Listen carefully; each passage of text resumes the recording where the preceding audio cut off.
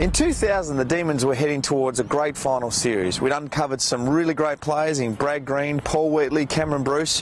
One specific game against Carlton, it was an absolute blockbuster, and my old mate Brad Green played a bit of a ripper of a game. I caught up with him to have a chat about it.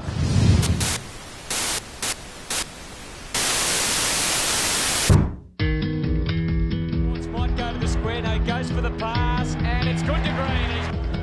He's got about 75 goals to go. They need some marking forwards. Green has been the best of them.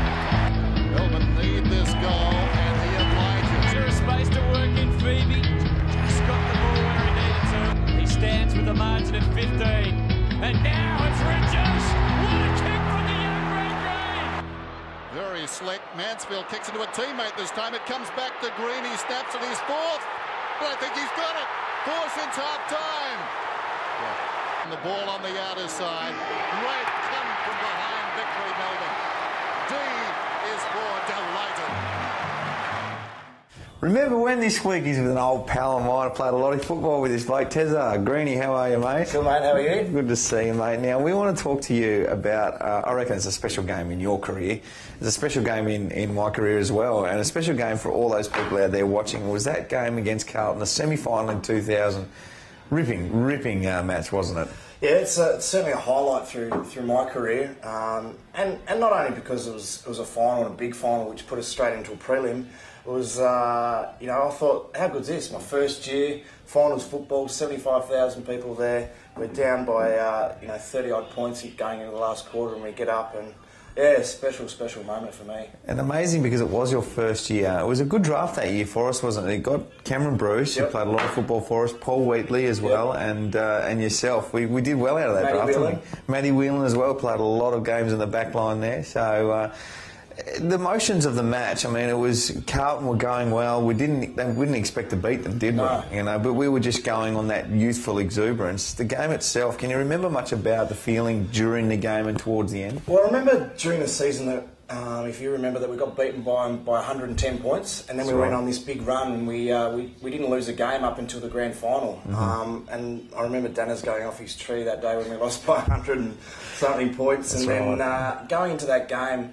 We were nervous because they did pump us during the year, and as a young player, as an 18-year-old going into your first final, you think, geez, we could be under the pump. And by remembering that game with Dennis, I started on the bench, so I remember coming on just into the second half as you do with rotations. It's different now, isn't it? There's 110 rotations a day. I think Dennis used to have about 10 or 12 rotations a game. I remember sitting 3.5 quarters on the bench before I was allowed to come on the ground in my first couple of years. Back in '97, things have changed, mate.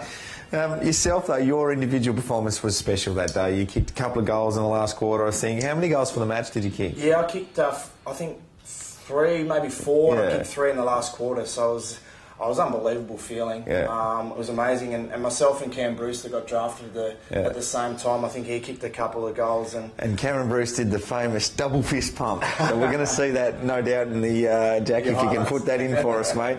The double fist pump that we gave him a lot of grief about for a long time after that. But I remember watching it and just going, these young kids are going to be special footballers. It was just a great final quarter, wasn't it? It was. And, we had a good forward line. Yourself, we had Nita, we had Wizard, Schwarter.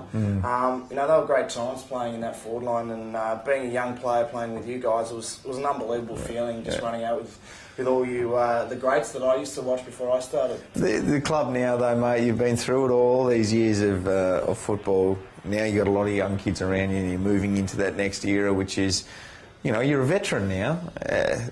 Bloody old veteran. You're looking all right, mate. You're looking all right. The club and the way forward, how do you see it now and digging ourselves out of this bit of a rut? Newdy's great, Newdy's fantastic, and some young kids starting to show. Yeah, the club's been in a rebuild phase. It's totally the whole football department, the coaching structure, our game style, our game sense is all about excellence.